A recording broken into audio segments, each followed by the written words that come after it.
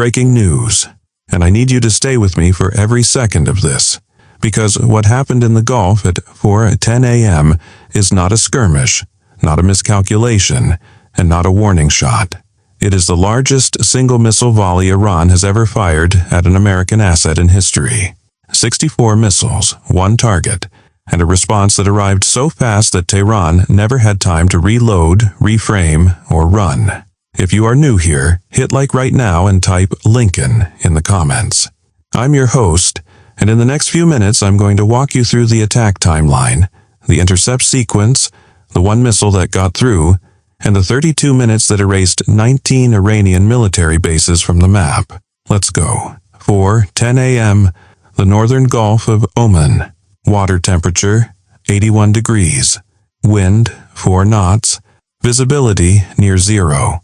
The USS Abraham Lincoln, a Nimitz-class nuclear-powered aircraft carrier, 100,000 tons of steel, 5,000 crew, and an air wing of 70-plus combat aircraft, is running a standard night posture. Aircraft are down. Watches are rotating. The carrier's island glows like a lighthouse that never blinks. The strike group fans out around her in a layered protective ring. Destroyers on the outer screen. Cruisers in the middle. Submarines running silent underneath. From above, it looks like a small city floating in the dark. At 4:09 a.m., the ISR feed that feeds into the Lincoln's Combat Information Center is clean. No launch activity, no elevated threat posture. A routine night in a region that has never had a routine night. At 4:10 a.m. and 14 seconds, that changes forever. 64 separate launch plumes spike off Iranian soil simultaneously. 3 provinces, multiple sites coordinated. The tracks are already rising when the first alarm sounds in the CIC. This is not a test. This is not a calibration strike. This is a full-scale attempt to kill a carrier. The Lincoln's Air Defense Coordination Officer, call him what the Navy calls him, the ADCO, has 11 seconds from first track confirmation to the moment the engagement timeline stops being manageable and starts being a matter of survival arithmetic. He calls it in 9. Mass deck, all stations, inbound, 60+, multiple vectors, weapons free. The strike group wakes like a switch thrown in a power station. Now, here is what makes this attack different from anything Iran has attempted before. And you need to understand this architecture to understand why the defense worked the way it did, and where it almost didn't. Iran did not fire 64 identical missiles and hope for saturation. They fired a layered package, 3 distinct tiers, timed to compress the intercept window to something that should not be survivable. Tier 1, ballistic missiles, high arc, fast descent, steep angle of attack. Their job is not to hit the carrier on the first pass. Their job is to force the SM-3 interceptors, the Lincoln's longest range, highest altitude air defense weapon, to expend their magazines early, drain the long gun before the short fight starts. Tier 2, cruise missiles, sea skimming, low, riding the radar horizon so close to the waterline that they appear as surface clutter on older sensor suites.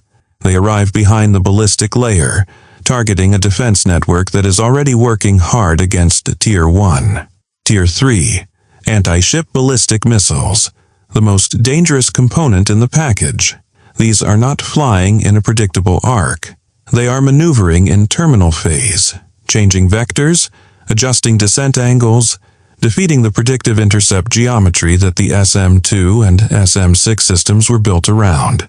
Iran spent years and billions developing this third tier specifically to defeat what the Lincoln was carrying. Iran did not fire 64 missiles to get lucky.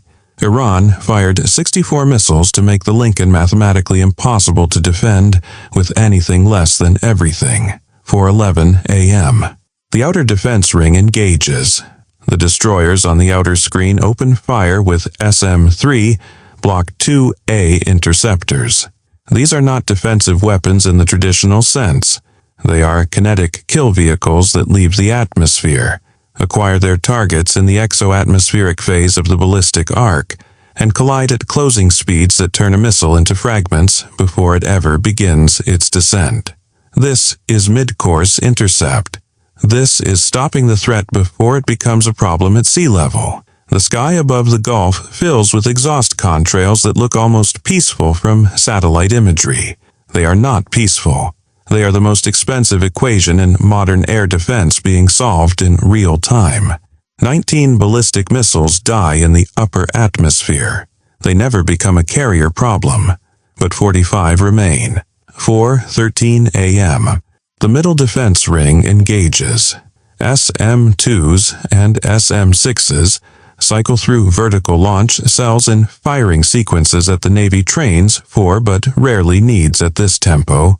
Continuous, rapid, coordinated across multiple hulls simultaneously. The firing sounds like a drumline that has been told the concert ends when the ammo does. Electronic warfare systems aboard the cruisers flood the guidance frequencies the incoming cruise missiles are riding. Some go dumb and fly straight into the water. Some detonate early, chasing a ghost signal that the EW suite painted in the wrong sector. The fighter CAP F/A 18E Super Hornets, already airborne on a standard combat air patrol, tears into the flanks of the low cruise missile wave from angles the shipboard radars could not cover, dropping AM-120 AMRAAMs into the formation. 31 more missiles are destroyed in this layer. 14 remain. 14 missiles in terminal phase. Against a carrier strike group, this is the moment the terminal defense layer earns its place in the doctrine. 14 tracks, inside the wire, closing at supersonic speeds toward the Lincoln and her escorts. The middle ring has given everything it had. What's left is point defense, rolling airframe missiles firing from every escort simultaneously. The carrier's own Phalanx CIWS mounts spinning up to their full cyclic rate of 4,500 rounds per minute, and a defensive envelope so saturated that incoming tracks are being engaged by multiple systems at the same time. 13 missiles are killed inside 2 nautical miles. One gets through. 4:28 a.m., 18 minutes after first launch. And the missile, an Iranian anti-ship ballistic variant, maneuvering in terminal phase, impacts the Lincoln's flight deck on the port side aft. It does not penetrate the hull. It does not hit the hangar bay. It does not reach the reactor spaces. But it ignites aviation fuel stored in deckside bladders, blows an 80-foot section of the aft deck out of service, and kills and wounds sailors who were at their battle stations doing exactly what they were trained to do. The Lincoln shudders. Alarms cascade across her damage control network. Fire suppression systems engage automatically. Repair parties race to the impact site in gear that weighs 40 pounds before they even pick up a hose. The Lincoln does not stop. She does not lose propulsion. She does not lose radar. She does not lose communication with the strike group. She keeps moving. Because that is what a nuclear-powered aircraft carrier does. You are Petty Officer Second Class Marcus Webb, 26 years old, from Columbus, Ohio. You enlisted because your father served and his father served, and there was never really a question about what came next. You are at your battle station on the portside damage control team when the impact shakes the deck beneath your boots so hard you think the ship has run aground on something that does not exist in 600 feet of water. The fireball is orange and white and bigger than anything you were trained to expect. Your team lead is already moving. You follow. You do not have time to think about Columbus. You do not have time to think about anything except the hose in your hands and the fire in front of you, and the 18 sailors who are down on the deck to your left and need help. You cannot give them right now because the fire reaches the aircraft parked at the edge of the deck before you do. You work the hose. You hold the line. The Lincoln keeps moving under your boots, and that means she is alive. And alive means you finish the job. You finish the job. 4:29 a.m. Washington, D.C., the National Security Situation Room. The authorization arrives in one line. Execute. What Iran did not know, what they could not have known from open-source intelligence, from the satellite imagery they were purchasing, from the signals they were collecting, is that the retaliation package for exactly this scenario had already been built. Not after the attack, before it. Weeks before 64 missiles left Iranian soil, U.S. Strategic Command, CENTCOM, and Pacific Fleet had targets set, deconflicted, geolocated, and loaded into strike computers a list of 19 Iranian military installations, launch infrastructure, command and control nodes, radar installations, missile storage facilities holding the reserve second strike package Iran was holding back for a follow-on wave, and the Revolutionary Guard base in Khuzestan province that served as the operational nerve center for the entire coordinated attack. The doctrine name is irrelevant. What matters is what it means. Iran hitting a U.S. carrier does not trigger a decision process. It triggers an execution process. The decision was already made. The authorization was already drafted. The targets were already dialed in. All Washington had to do at 4:29 a.m. was say one word. They said it. 4:29 a.m. to 4:31 a.m. The launch sequence begins. Virginia-class submarines running silent beneath the Gulf exhale Tomahawk land attack missiles in steady salvos. BGM-109s breach the surface, ignite, and level off at low altitude.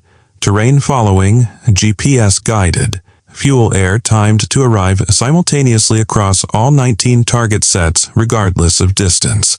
The longest flights are already in the air before the shortest ones even reach cruise altitude.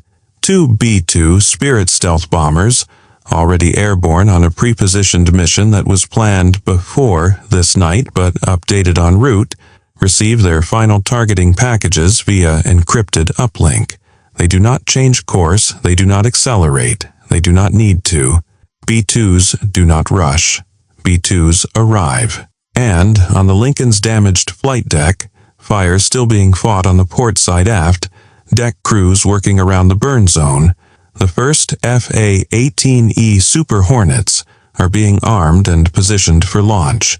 Because a carrier that can still put aircraft in the air is not a wounded carrier, it is a combat-effective carrier, and the Lincoln is still combat-effective. 4:42 a.m., 32 minutes after first launch, 19 bases burn, not degraded, not damaged, not reduced to 50% operational capacity for a future assessment team to evaluate.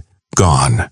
Launch infrastructure that took a decade to construct and hundreds of millions of dollars to equip, erased in a simultaneous wave of Tomahawk impacts and precision-delivered munitions that left no target standing long enough to respond. Command facilities that coordinated the largest Iranian missile strike in history, flattened before the last fire on the Lincoln's deck was cold. Missile storage sites holding the reserve second strike volley Iran was saving, detonated from the inside out, taking the reload capacity with them. The headline reaches the world at 4:43 a.m. U.S. strikes 19 Iranian military sites in response to carrier attack. Now, let's run the arithmetic, because the numbers in this exchange are the most important strategic communication of the entire event. Iran fired 64 missiles. The strike group intercepted 63. One reached its target. That one missile damaged a flight deck and killed sailors who deserved to come home. That is a real cost and it belongs on the ledger. In return, 19 military installations removed from the Iranian order of battle. Launch sites that cannot fire again, radar nodes that cannot track again, command facilities that cannot coordinate again, and a missile storage network that no longer exists to reload the launchers that also no longer exist.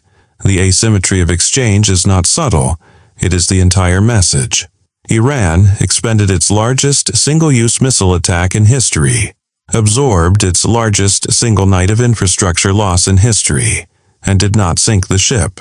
The doctrine of sink the carrier to break American will just failed its most important real-world test. 3 realities settle over the Gulf like smoke after the fires stop burning. 1. Speed of response denied Iran the political window to reframe the strike as a deterrent success. Either retaliation arrived before Tehran could hold a press conference, before state media could publish a victory graphic, before any regional actor could calculate whether supporting Iran's next move was worth the cost. 32 minutes is not a response time. It is a message. 2. The Lincoln absorbed a hit and kept fighting. That means every adversary watching this exchange, every defense ministry that has spent 20 years building doctrine around the carrier is the vulnerability, now has to recalculate. A ship that takes a hit, launches aircraft, and participates in the retaliation is not a vulnerability. It is a demonstration. 3.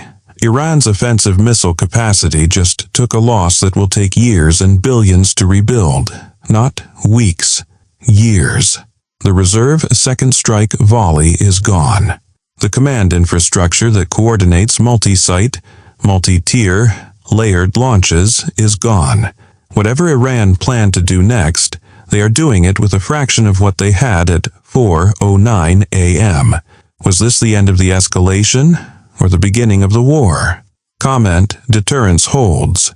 If you believe 19 bases burning sends the message that stops the next launch. Comment, this is war. If you believe a missile striking a U.S. carrier is a line that has no off-ramp, no de-escalation, and no version of this video that ends quietly, hit like if you stayed to the end. Subscribe, because the Lincoln's crew is still fighting the fire. Someone in Tehran is already deciding what comes next, and when the next alert goes out, you want to be here.